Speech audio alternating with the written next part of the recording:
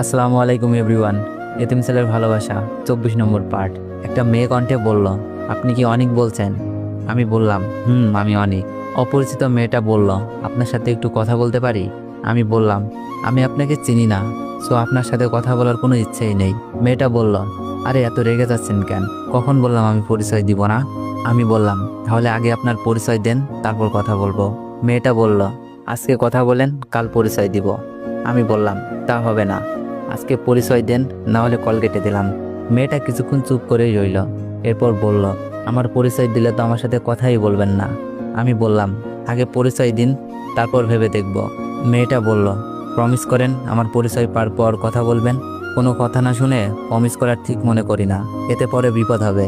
মেয়েটা বলল, তাহলে আমার পরিচয় দিলাম না। আমি বললাম, ওকে, তাহলে আমি কল রাখলাম। বলেই কল কেটে দিলাম। আখি এতক্ষণ আমার দিকে তাকিয়েছিল, আমি খেয়ালই করিনি। ও চোখে মুখে রাগী ভাব, মনে হচ্ছে পারলে আমাকে ধরে মারবে। কিন্তু হঠাৎ করে এমন পরিবর্তন কেন বুঝলাম না। আখি বলল, ওই এতক্ষণ কার সাথে কথা বললি? আমি বললাম, চিনি না। আখি বলল, চিনিস না, তাহলে এতক্ষণ কথা বললি কেন? আমি বললাম, আমি যার সাথেই কথা বলি না কেন, তাতে আপনার সমস্যা কোথায়? আখি বলল, অনেক সমস্যা আছে। কি সমস্যা শুনি? বলা যাবে না।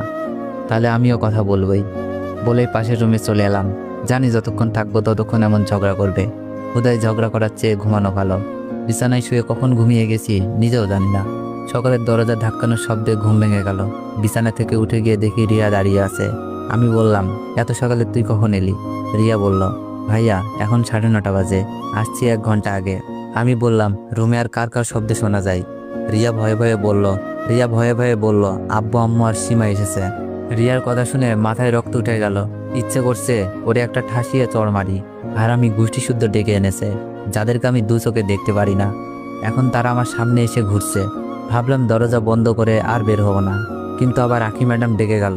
দূর, ভাল লাগে না। রুম থেকে বের হয়ে আসলাম। ম্যাডাম সোফায় বসে সবার সাথে গল্প করছে। আমাকে আসতে দেখে বলল, অনেক এখানে আসো। আমি ম্যাডামের পাশে গিয়ে দাঁড়ালাম। সোফার দিকে ইঙ্গিত করে বলল, দাঁড়িয়ে কেন, বসো। আমি সোফায় বসলাম। ম্যাডাম আমার পাশে। আমার সামনে মামা মামি আর সীমা বসে আছে। মামি এসে আমার হাত চেপে ধরে বলল, বাবা, তোর সাথে আমি অনেক অন্যায় করেছি, প্লিজ আমাকে মাফ করে দে। আমি বললাম, এ কি করছেন, ছাড়ুন।